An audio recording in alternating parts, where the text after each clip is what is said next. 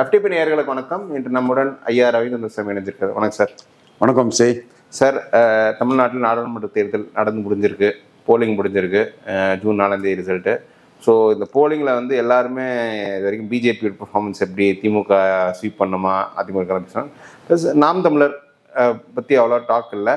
So இப்போ நாம் தமிழரோட பற்றி இப்போ எப்படி பர்ஃபார்ம் பண்ணியிருக்காங்கன்றது தான் இந்த வீடியோவில் பேசலாம்.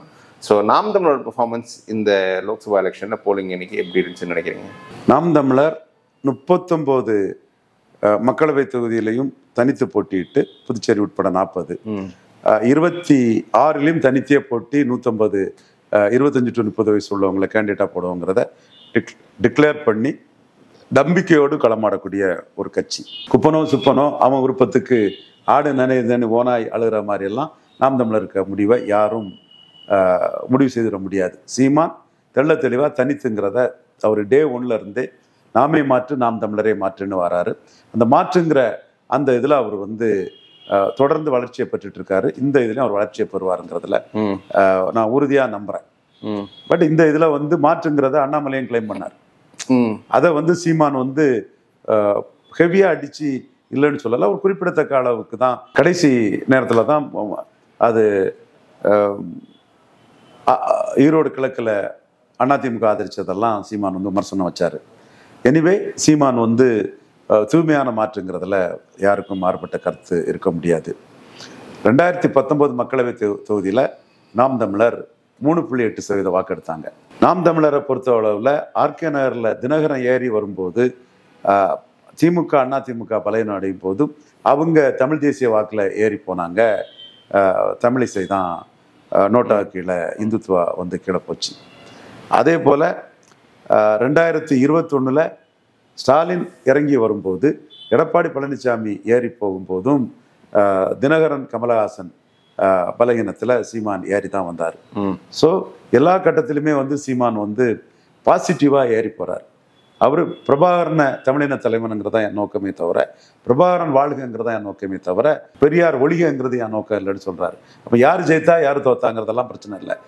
சிஎம் இருக்கைக்கு பின்னாடி வேலுப்பிள்ளை பிரபாகரன் உலக தமிழினத்தின் தலைவன் படம் இருக்குன்னு பிரபாகரனை மையமாக வச்சு பாசிட்டிவாக தான் அவர் கட்டமைச்சிட்டு இருக்காரு. பாசிட்டிவாக தான் பல இதுகளை பண்ணிட்டு இருக்கிறாரு.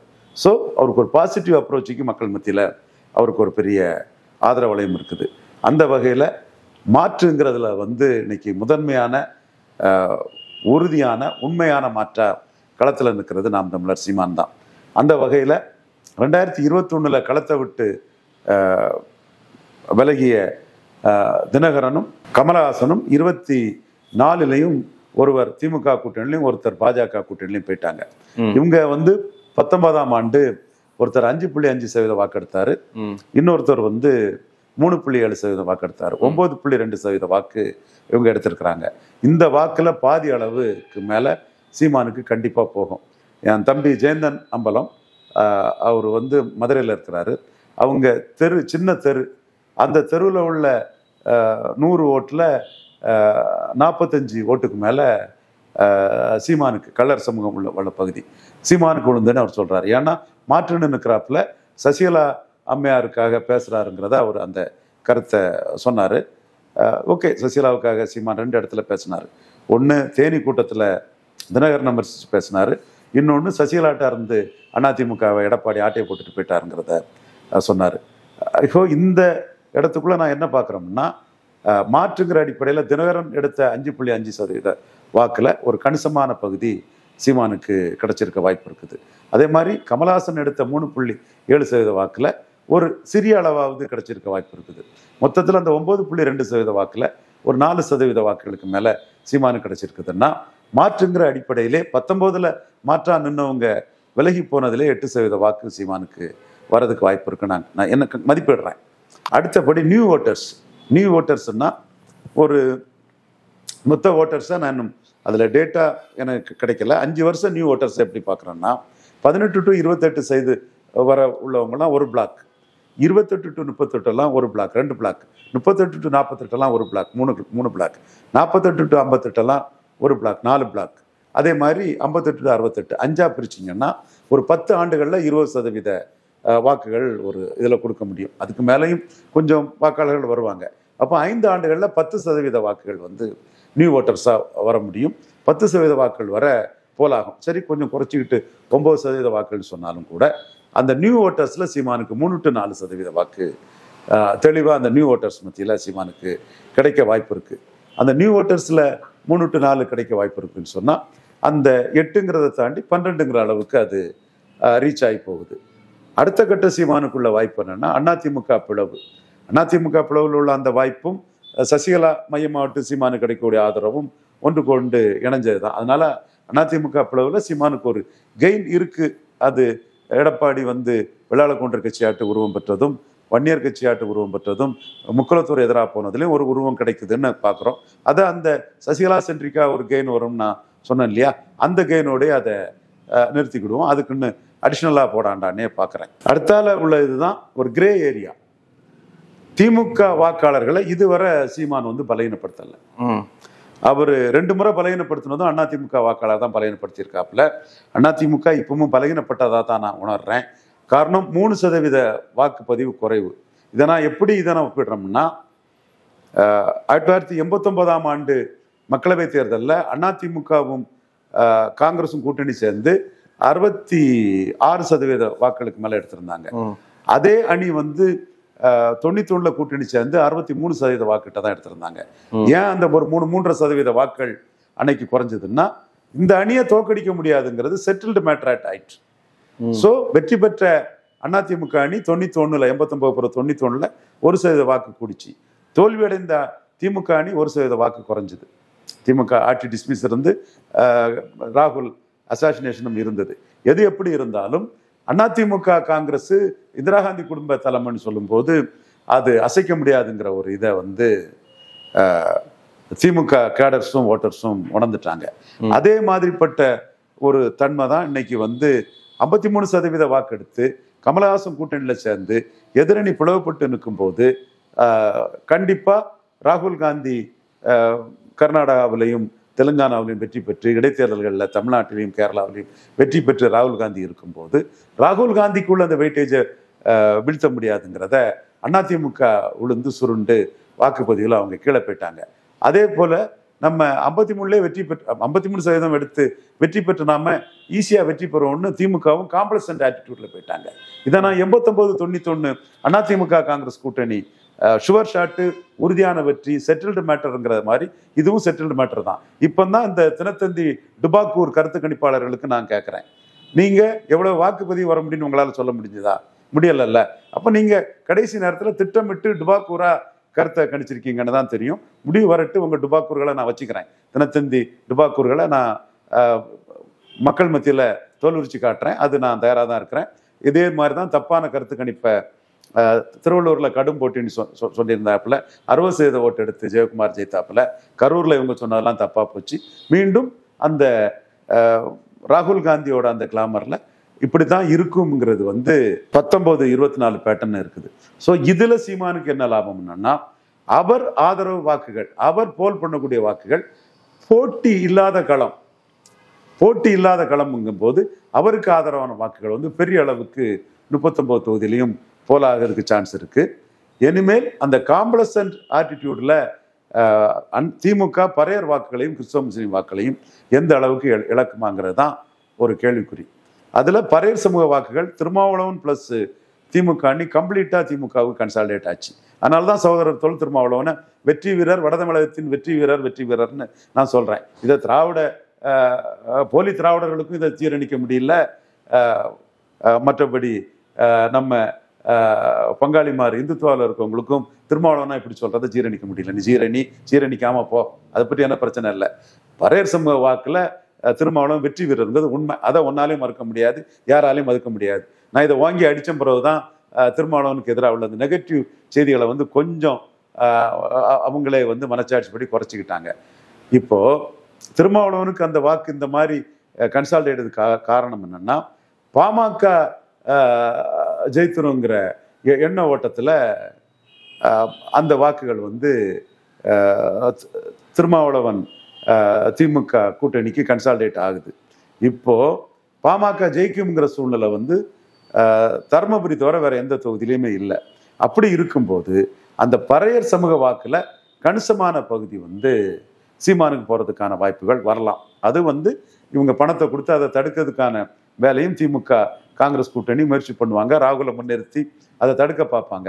பட் காங்கிரஸுக்கு திமுக காங்கிரஸ் கூட்டணிக்கு வெற்றி உறுதிங்கிற அடிப்படையில் அந்த வாக்குகளை வந்து ஒரு பகுதி வந்து சீமானை வளர்த்து விடுவோம், சீமான் வளர்ச்சி பறையர் சமூகத்தின் அரசியல் எழுச்சிங்கிற அடிப்படையில் பறையர் சமூகத்தில் ஒரு குறிப்பிடத்தக்க வாக்கு வந்திருக்கலாம். அது அடுத்தபடியா கிறிஸ்தவ முஸ்லீம் வாக்குகள்ல வந்து பாஜக வென்றுவிடும் இந்த இடத்துக்குள்ளங்கிறதுல அவங்க திமுக காங்கிரஸ் தான் கன்சால்டேட் ஆவாங்க. அந்த வாக்குகள் பாஜக வெல்லாது என்ற எண்ணம் வரும்போது அவங்க வந்து தெளிவா ஒரு பகுதி வந்து சீமானுக்கு வர வாய்ப்பு இருக்கு. தூத்துக்குடி போன்ற பகுதிகளெல்லாம் அது வர வாய்ப்பு இருக்கு. திருநெல்வேலியும் வரணும். ஆனா நயினார் ஜெயித்துருவாருங்கிற மாதிரி மீடியாவில் ஒரு விளம்பரம் வந்து பெரிய அளவுக்கு போனதுனால அப்படி வரக்கூடிய வாக்கு வந்து கொஞ்சம் சலனப்படும். ஆனா அது கூட கோயிலாங்குளம்னு ஒரு ராதாபுரம் தொகுதியில் உள்ள ஒரு பறையர் சமூக கிராமத்துல இருந்து விஜய் மைக்குக்கு ஆதரவா இன்டைரக்டா போட்டதும் அந்த பறையர் சமூக இளைஞர்கள் வந்து ஒரு கிறிஸ்தவ நாடாரிடம் அண்ணாச்சி விஜயை சொல்லிட்டாரு, மைக்குக்கு ஓட்டு போட சொல்லிட்டாரு, நீங்க ராகுல் காந்தியை விட்டுட்டு சீமானுக்கு போடுங்க, காங்கிரஸ் தான் இங்க எப்படியும் ஜெயிக்க தானே அண்ணாச்சி போகுது, போடுங்கன்னு கேன்வாஸ் பண்ண தகவல்கள் எல்லாம் நமக்கு வருது. ஸோ இந்த கிறிஸ்தவ வாக்குகள் வந்து பிஜேபி வெல்லாதுன்னு நினைக்கக்கூடிய இடத்துல சீமானுக்கு வர்றதுக்கு வாய்ப்பு இருக்கு. அடுத்தால முஸ்லீம் வாக்குகள் பிஜேபி வெல்லாதுன்னு நினைக்கக்கூடிய இடத்துக்குள்ள முஸ்லீம் சிறைக்கைதிகள் விடுதலைக்காக போட்டா போடு போடலைன்னா போடு நமக்காக சீமான் தானே ஃபைட் பண்ணாரு, அதனால அந்த வாக்குகளும் வர்றதுக்கான வாய்ப்புகள் இருக்குது. அடுத்த கட்டம் பவர்ஃபுல் கேண்டிடேட்ஸ் காளியம்மானாலும் சரி, இவர் ஹுமாயூன் கபீர்னாலும் சரி, இவங்க கார்த்திகானாலும் சரி, இவர் களஞ்சியம்னாலும் சரி, தென் கள்ளக்குறிச்சி கேண்டிடேட் ஜெகதீச பாண்டியன்னாலும் சரி, வீரப்பனுக்கு மகள்னாலும் சரி, ஏன் தருமபுரி கேண்டிடேட்னாலும் சரி, திருநெல்வேலி சத்யானாலும் சரி, இப்படி அண்ணாமலைக்கு எதிர்த்து கோயம்புத்தூர்ல நிறுத்திருந்த அந்த சகோதரினாலும் சரி, இப்படி தமிழகம் முழுவதும் கார்த்திகேயன் மத்திய சென்னைனாலும் சரி, தமிழகம் முழுவதும் இந்த முறை சீமான் வெயிட்டான மக்களை கவரக்கூடிய பொது வாழ்வின் நோக்கமே மக்கள் சேவைன்னு வந்தவங்கன்னு மக்கள் அங்கீகரிக்கக்கூடிய அளவிலான கேண்டிடேட்ஸை சீமான் போட்டிருக்கிறாரு. இப்படி பல மல்டிபிள் ஃபேக்டர்ஸ்ல சீமான் இந்த தேர்தலில் இரட்டை இலக்கத்துக்கு போறதுக்கான வாய்ப்புகள் பிரகாசமா இருக்குங்கிறதான் என்னோட கணிப்பு.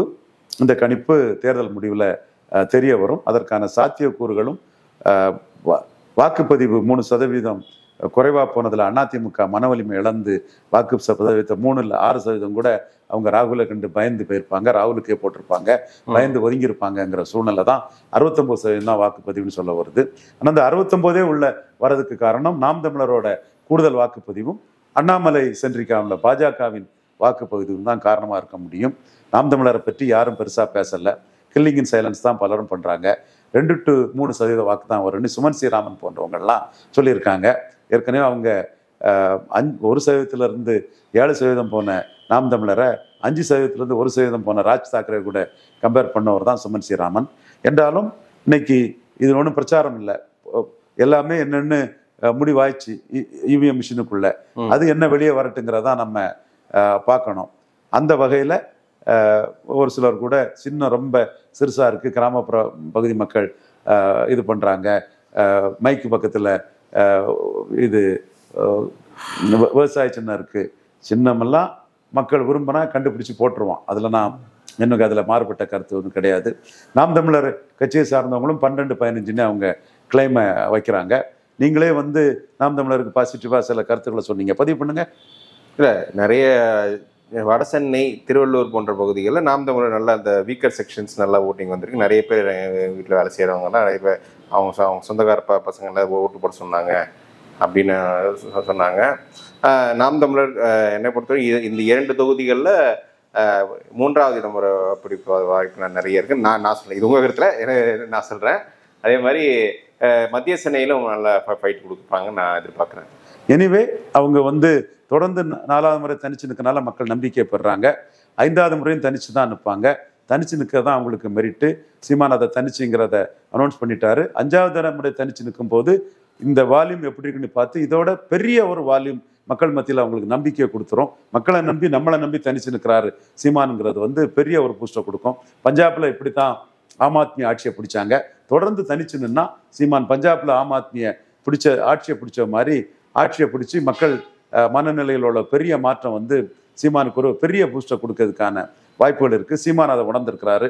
எத்தனையோ தொழிலதிபர்கள் அவர்கிட்ட பேசி பழகி நயவஞ்சகர்களாக தங்கள் சுயலாபத்துக்காக நயவஞ்சகர்களாக தங்கள் சுயலாபத்துக்காக பேசக்கூடியவங்கள்லாம் சீமான் உணர்ந்திருக்கிறார். காரணம், அவர் வந்து தனித்து போட்டியிடணும், சாதிக்கணுங்கிற முடிவோட வந்தவர், தீர்க்கமான ஒரு முடிவோட வந்தது. பிரபாகரன் மகன் தனித்தே போட்டியிடணுங்கிற முடிவோட வந்த ஒரு சீமான்ங்கிறது எனக்கு நன்றாகவே தெரியும். ஆரம்ப கட்டத்தில் அவர் கட்சி ஸ்டார்ட் பண்ணும்போது கூட கொடுத்த சுலோகம் நாமே மாற்று, நாம் தமிழரே மாற்றுன்னு தான் அவர் வந்தார். மாற்றுங்கிற இதில் அவர் செல்ல அவருக்கு வந்து வாக்கு வலிமை மிகப்பெரிய அளவில் கூடும். இது மக்களவை தேர்தல், சீமானுக்கு என்ன ரோல்னு கேட்டாங்க. மக்களவை தேர்தலில் சீமானுக்கெல்லாம் தேவையான்னு கேட்டாங்க. சீமானுக்கு என்ன இருக்குன்னு கேட்டாங்க. 2 to 3% தான் வாக்கு வரும்னு சுமன் ஸ்ரீராமன்கள் பதிவு பண்ணாங்க. இது எல்லாம் வந்து தவறுங்கிறது தேர்தல் முடிவு தெரியும். மக்களவை தேர்தலே சீமான் 2 மடங்கு 3 மடங்கு சாதிச்சிட்டாருன்னா, சட்டமன்ற தேர்தலில் 5வது முறை தனிச்சு நிற்கும் போது ஒட்டுமொத்த தமிழகமே திரும்பி பார்க்கும். சட்டமன்றத்தில் எடுத்த அவர் வாக்கை விட பல மடங்கு வாக்கு அடுத்த சட்டமன்றத்துக்கு வரும். 5 ஆண்டுகளில் வரக்கூடிய நியூ ஓட்டர்ஸும் சீமானை நோக்கி நகருவாங்க. உண்மையான மாற்று, தெளிவான மாற்று, உறுதியான மாற்று, வேலுப்பிள்ளை பிரபாகரன் வழியில தெளிவாக நிற்கிறார் சீமானுங்கிற இமேஜ் கிடைக்கும். ஸோ 2 மடங்கு 3 மடங்குக்கு மேல் வாக்க சீமான் மக்களவையிலே உயர்த்தும் போது சட்டமன்றத்தில் அது 3 மடங்கு 4 மடங்குக்கு மேலே சட்டமன்ற வாக்கையை சீமான் உயர்த்துவார் என்ற கருத்து தான் வரும். அப்பொழுதும் சுமன் ஸ்ரீராமன்கள், சவுக்கு சங்கர்கள், தராசு சியாம்கள் என்ன சொல்ல போகிறார்கள் என்று நாம் பார்க்க வேண்டும். பொறாமையிலும் காழ்ப்புணர்ச்சியிலும் பேசக்கூடியவங்களுக்கு வந்து எந்த காலத்திலுமே அவங்க திருந்த மாட்டாங்கிறது தான் என் கருத்து. பட் நான் ப்ராக்டிக்கல் வியூவை சொல்கிறேன்.